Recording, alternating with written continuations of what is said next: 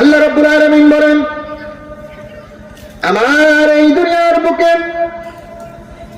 আমার যেই সকল বান্দা বান্দীরা আমি আল্লাহ রাব্বুল আলামিনকে সাহায্যকারী হিসেবে মনে না করে ওই মাকড়সার মতো নিজেকে বড় মনে করবে, নিজেকেই নিজে সাহায্যকারী মনে করবে, অথবা তার নেতাকে সাহায্যকারী মনে করবে, আছে না নাই? আল্লাহ রাব্বুল আলামিন বলেন, আমার এই সমস্ত বান্দা বান্দীরা হলো কামাসালিল আনকাবুত, ওই মাকড়সার ন্যায় তাদের উদাহরণ আমি মিলিয়ে দিলাম।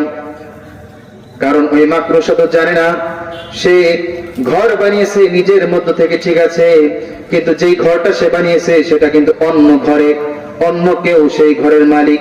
আপনার আমার ঘরের মধ্যে মাকড়সা বাড়ি বানায়। আল্লাহ বলেন,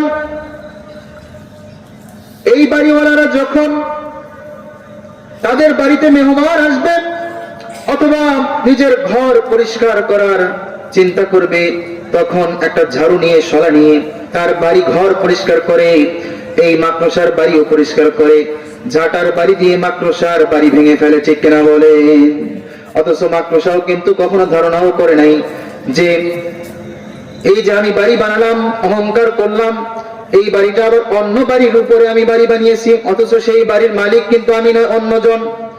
আল্লাহ রাব্বুল আলামিন বলেন, ও আমার দুনিয়ার বান্দা বান্দীরা, শুনে রাখো, তোমরা যেই দুনিয়ার মধ্যে অহংকার করো, নিজেকে বড় মনে করো, তোমাদেরকে আমি মাকড়সার সঙ্গে উদাহরণ দিলাম। কারণ তোমরাও এই দুনিয়ার বুকে বাড়ি বানিয়েছো, এই দুনিয়ার বুকে তোমরা ক্ষমতার আসনে বসেছো, ক্ষমতার চেয়ারে বসেছো, তোমরাও বাড়ি গাড়ি করেছো, নারীর মালিক হয়েছো, অহংকার করছো।